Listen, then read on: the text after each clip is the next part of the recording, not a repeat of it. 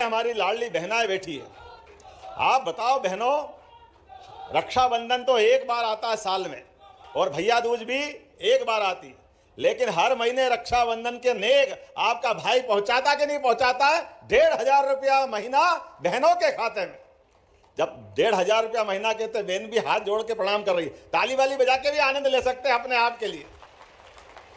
और यशस्वी प्रधानमंत्री के नेतृत्व में ये किसानों का पूरा क्षेत्र है। हमारे बीच किसानों के लिए सम्मान की निगाह भारतीय जनता पार्टी की दृष्टि में क्या होती है?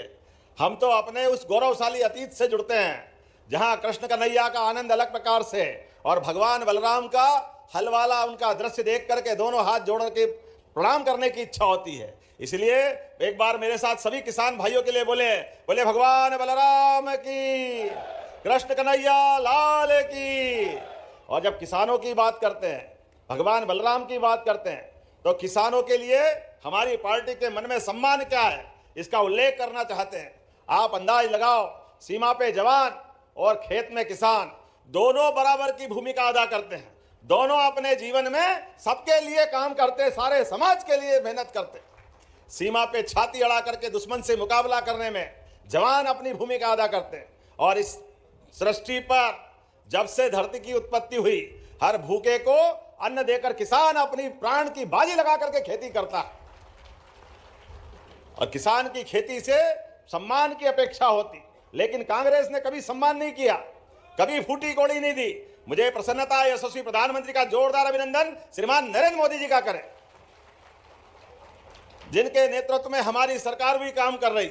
और माननीय प्रधानमंत्री जी ने किसान सम्मान निधि देने का काम किया है। जिन जिन को मिलती हाथ खड़े करके बताओ किसान सम्मान निधि।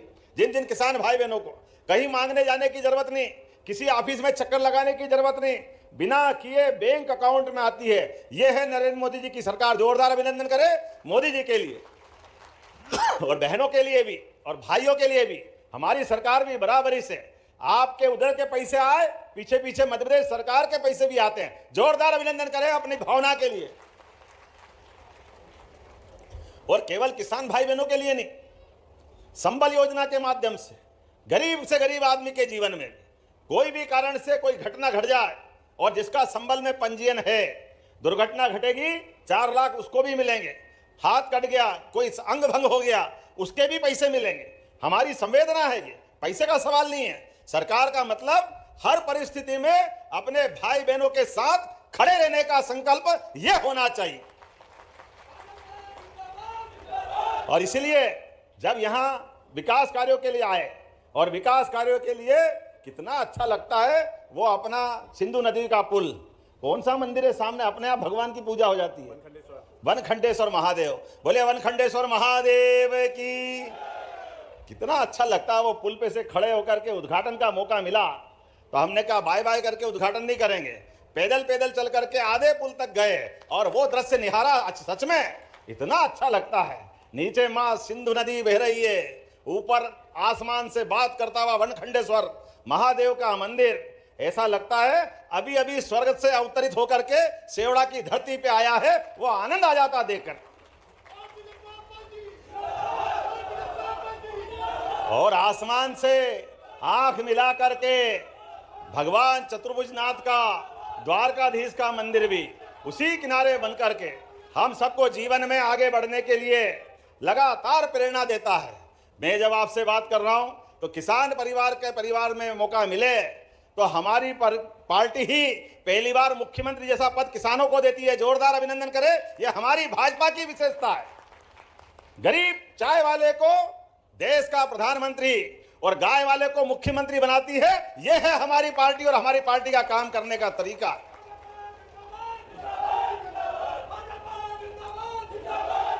जब मैं आपसे बात कर रहा हूं तो अभी 2 दिन पहले बजट आया और बजट में हमने सब प्रकार के वर्गों का ध्यान रखा। हमारी सरकार के ध्यान में आया कि कई बार घर के अंदर पोषक तत्वों की कमी के कारण से बच्चे स्कूल में जाते हैं या उनके जन्म के साथ कोई का वजन कम हो, कोई की और कारण हो, तो मध्याह्न भोजन और कई योजना चली। लेकिन हमने जब आके सरकार संभाली तो हमने कहा हम तो गोपाल कृष्ण के 5000 साल पुराने काल को याद करते, और हमारा नहीं, इस देश की पहचान तो सदियों से भगवान राम और कृष्ण के जमाने से दूध और दही की नदियां बहती थी यहाँ पर। किस बात की कमी है? सदैव आनंद रहा है। ऐसे समय में भगवान कृष्ण को याद करो, जिनने दूध की ताकत से कंस को घर में घुसकर अपने मुक्के से मार करके दूध की ताकत बताई, यशोदा मैया की ताकत बताई। मैं आज के इस अवसर पर आप सबको ये बताना चाहता हूं, आने वाले स्कूल खुलने के बाद कक्षा 1 से सभी सरकारी स्कूलों में बच्चों को दूध का पैकेट देके दूध पिलाने का काम हमारी सरकार के द्वारा प्रारंभ होने वाला है। नमस्कार, प्रदेश के सभी किसान इस वीडियो को अंतिम तक देखिएगा। बड़ी अपडेट लेकर आ चुके हैं। प्रदेश के जितने भी किसान हैं जिनको इंतज़ार है सीएम किसान कल्याण योजना की 14 किस्त का, उनके लिए बहुत ही बड़ा अपडेट आ चुका है। देखिए, प्रधानमंत्री किसान सम्मान निधि की 22वीं किस्त की राशि आपके खाते में जो है भेजे जा चुके हैं। जितने भी किसान हैं अपना डीबीटी लिंक अभी से नहीं कराया हो तो करा लीजिए, क्योंकि 22वीं किस्त पीएम किसान सम्मान निधि की खाते में भेज दिया जा चुका है। अभी जितने भी किसान हैं उनको इंतज़ार है सीएम किसान कल्याण योजना की 14 किस्त का, तो उनको कब तक मिलेगा? किसान सम्मान पीछे सीएम किसान कल्याण योजना का भी पैसा जारी होता है, तो जितने भी किसान हैं उनके खाते में जाना शुरू हो चुका है। अब बारी है सीएम किसान कल्याण योजना की 14 किस्त का।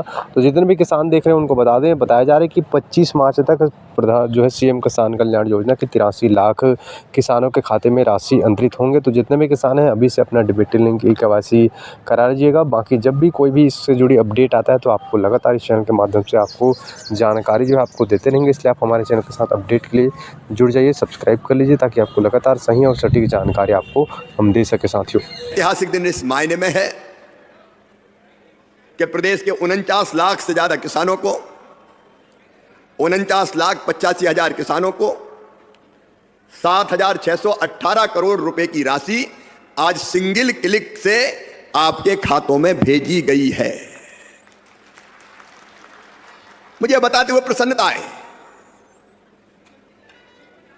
कि यह प्रधानमंत्री फसल योजना के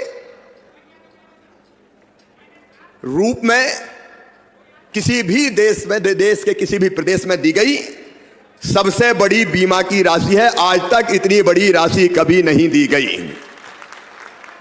मेरे किसान भाइयों, मैं आप सबको बधाई देता हूं और इतना और कहना चाहता हूं कि 7,618 करोड़ ये तो हमने अभी डाले हैं खाते में, लेकिन जब फसलें खराब हुई थी तब भी राहत की राशि के रूप में 2,876 करोड़ रुपए की राहत की राशि पहले डाली थी। अगर अब ये जोड़ ली जाए 7,618 करोड़ रुपया और 2,876 करोड़ रुपया, तो ये कुल मिला के होती है 10,494 करोड़ रुपया। 10,494 करोड़ रुपया ये फसल बीमा के रूप में और राहत की राशि के रूप में। किसान भाइयों, आज मुझे दिल पे हाथ रख के बताना, आपसे भी पूछ रहा हूं और मध्य प्रदेश के हर पंचायत में बैठे किसानों से भी पूछ रहा हूं, बताओ कांग्रेस की सरकार ने कभी इतनी बड़ी राहत की राशि दी है क्या? आज पीछे तक आवाज आनी चाहिए, कभी दी है क्या? अभी कमल बता रहे थे, मैं उसको दोहराना नहीं चाहता, लेकिन जब इनकी सरकार होती थी कांग्रेस की, अभी किसी ने कहा मुझे कि कांग्रेस के नेताओं का ये तो बीमा निगम की राशि है। अरे कांग्रेस के मित्रों, जब तुम्हारी सरकार थी तब बीमा क्यों नहीं मिलता था? फसल बीमा योजना की राशि क्यों नहीं मिलती थी? सोनिया जी को जवाब देना पड़ेगा, राहुल गांधी को जवाब देना पड़ेगा, कमलनाथ को जवाब देना पड़ेगा, दिग्विजय सिंह को जवाब देना पड़ेगा। जब तुम्हारी सरकार थी तुमने महापाप किया और प्रीमियम की राशि मध्य प्रदेश सरकार ने प्रीमियम के रूप में देनी थी, कभी दी ही नहीं बीमा कंपनी को, और दी नहीं तो किसानों को कभी पैसा मिला नहीं।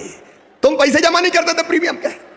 मुझे कहते हुए मन में तकलीफ होती है, जब पहले इनकी सरकार थी 2003 तक दिग्विजय सिंह पूरे मध्य प्रदेश को तबाह और बर्बाद करने का पाप केवल कांग्रेस ने किया था। कांग्रेस के तत्कालीन मुख्यमंत्री दिग्विजय सिंह ने किया था।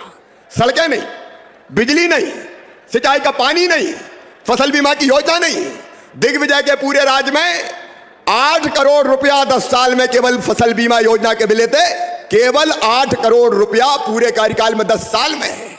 और जब कमलनाथ आए और महापाप किया, फसलें बर्बाद होती थी किसान की। जब फसलें बर्बाद होती थी तो मुआवजा तो राहत तो छोड़ दीजिए, फसल बीमा योजना छोड़ दीजिए, कई जगह सर्वे तक नहीं करवाया गया। किसान भाइयों, सर्वे तक नहीं करवाया गया।